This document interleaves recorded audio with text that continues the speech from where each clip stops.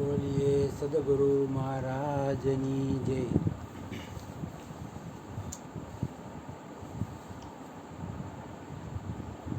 આપણને ઘણું હેલું પડી ગયું છે સત્સંગમાં આવવાથી. આપણને ખૂબ હેલું પડી ગયું. હમણાં જ વાત છે કે ગુરુ સુધારવાનો ગુરુજીને આવે એમ. એટલે આપણે હાલો કાંઈ નહીં તો સુધારવા માટે ગુરુજી બની જાઓ. એમનો મેળ ન પડતો હોય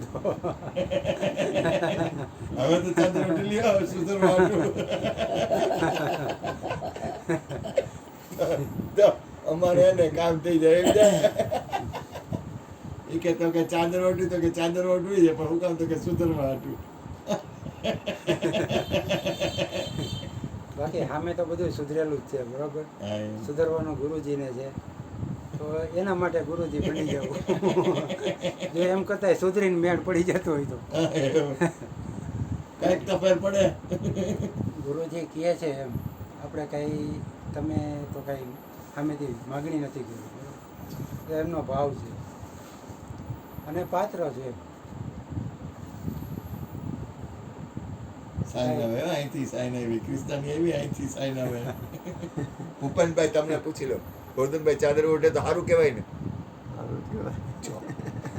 મારી તારું કેવું થાય બોલો. હવે આટલા મત વધી ગયા, તમારો મત ન હાલે. એક વાત કહું કે ગોરધનભાઈ એક મત એમ કે વ્યક્ત કર્યો કે ભાઈ હું કે મારી ઘરે કાયમી સત્સંગ કરી શકું ને તો ત્યારે કે હું ઘરવાળા કરતા જો ભલે. એટલે એ એક ભાવ થવો એ સારી વાત છે ને, ભલે. એ ભાવ થવો એ સારી વાત છે. તો અત્યારે અહીંયા સત્સંગ હાલે છે તો જરૂર કોને છે? આજે જોઈ લેજો. હું કોઈને રતનીયો એમ કે બાપુ ભલે. એ તો ને એ તો ભાઈ ગુરુની કૃપા હોય તો એ શક્ય થાય એવું કાંઈ નથી. ભાઈ એ કોઈ ફોર્સ નથી કે ભાઈ તમે તમારી ઘરે સત્સંગ કરો. આ તો ગુરુજીએ આ લોકોને શું છે ભાઈ એને લગ્ન નથી કર્યા, બરાબર, તો એને કોઈક આધાર તો દેવો ને.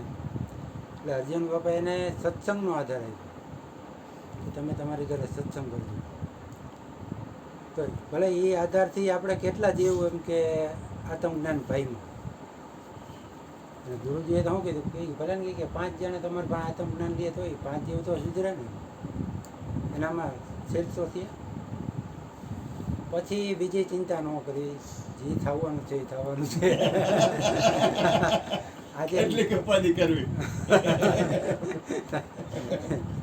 અમારે હમણાં એક વાત થઈ, આપણે કામ હાલતું હતું ને, તો એ ભાઈ સરકારી નોકરી કરતા. એટલે એ કે મને હવે કાંઈ ચિંતા નથી, કે મારે પેન્શન આવે છે, આ આવે તે આવે. તમારે નિવૃત્ત થાય તો પેન્શન આવે, અમે નિવૃત્ત થાય તો ટેન્શન આવે. કામ હાલતું હોય તો પૈસા આવે ને, ક્યાં આવે? સરકારી નોકરી વાળાને તો પેન્શન આવે, અમારે ટેન્શન આવે કીધું. એટલે આજે સંતોની વાણી કેવી છે એમ ખરેખર ટૂંકમાં એમ કહી દઈએ અને તમને એકદમ એમ કે શું કહેવા માંગે છે તરત કેચઅપ થાય એવી એક અખા ભગતના ચાબખા. તો અખા ભગતના છપ્પા કહીએ આપણે, છકાઈ કહી શકીએ, સિક્સર. પણ એને છપ્પા કીધા છે. અને આમ ચાપખાઈ ગયો. ચાપખાઈ એટલે હું ચાપખો વાગે ને તો માણસ જાગે.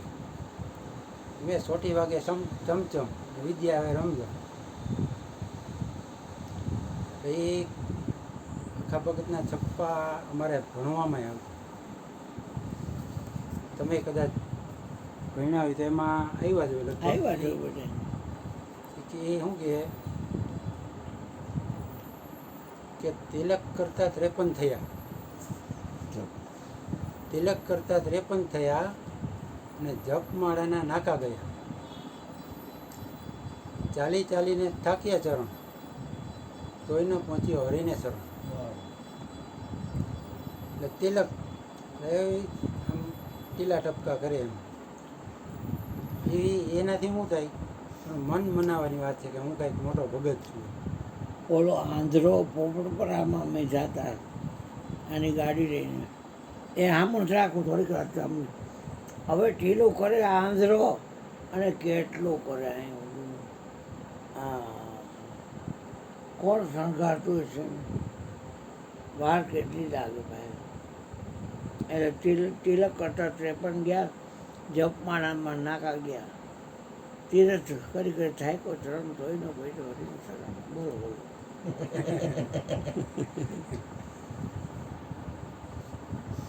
કથા સુની સુની હા તિલક કરતાં 53 થયા એટલે એ આપણું મન મનાવાય એમ ભાઈ ટીલા ટપકા કરી તો હું કાંઈક મોટો ભગત છું. એ જોવે કોણ એ જગતમાં દેખાડો એક થાય કે ભાઈ ભગત લાગ્યા કોઈ તિલક કર્યું. તિલક કરતાં 53 થયા અને જપમાળાના નાકા ગયા. એ માળાઓ ફેરવતા રામ રામ રામ રામ રામ રામ રામ રામ કે સ્વામિનારાયણ સ્વામિનારાયણ જે કાંઈ આવ્યું હોય મંત્ર બોલતા. પણ માળા શું કહે કબીર બાપુ શું કહે કે માળા તો કર્મે ફીરે અને જીભ ફીરે મોંમાં જીભ ફીરે મુખમાં. મનવા ટોલો ફીરે મન કાંઈ સ્થિર ન હોય મનવા 14 ફેરે એ સમરણ નાય એ સમરણ. ખરેખર સમરણ કરતો આપણે તો કેવું કે ભાઈ તમારા ઘટમાં એમ કોઈ બોલે તોય ખબર ન પડે એમ સમરણ ચાલુ હોય તો બીજા કોઈને ખબર ન પડે એવું સમરણ કરવું. જપમાળાના નાકા ગયા એ માળો ફેરવી માળા તૂટી જાય ફેરવી ફેરવીને માળા તૂટી જાય પણ એનાથી કોઈ ફાયદો ન થાય. માળાથી ફાયદો થાય એવું નથી પણ તમારું મન એમાં સ્થિર હોય તો એનાથી ફાયદો થાય.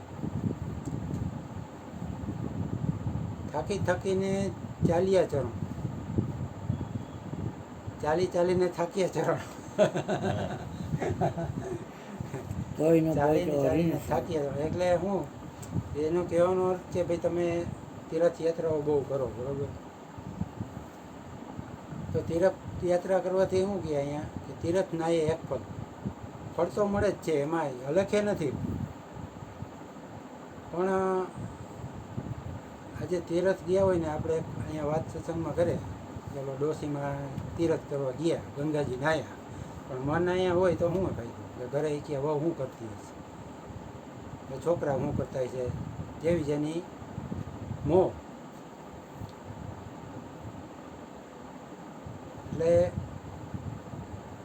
એટલે એમ કે ચાલીને થાક્યા ચરણ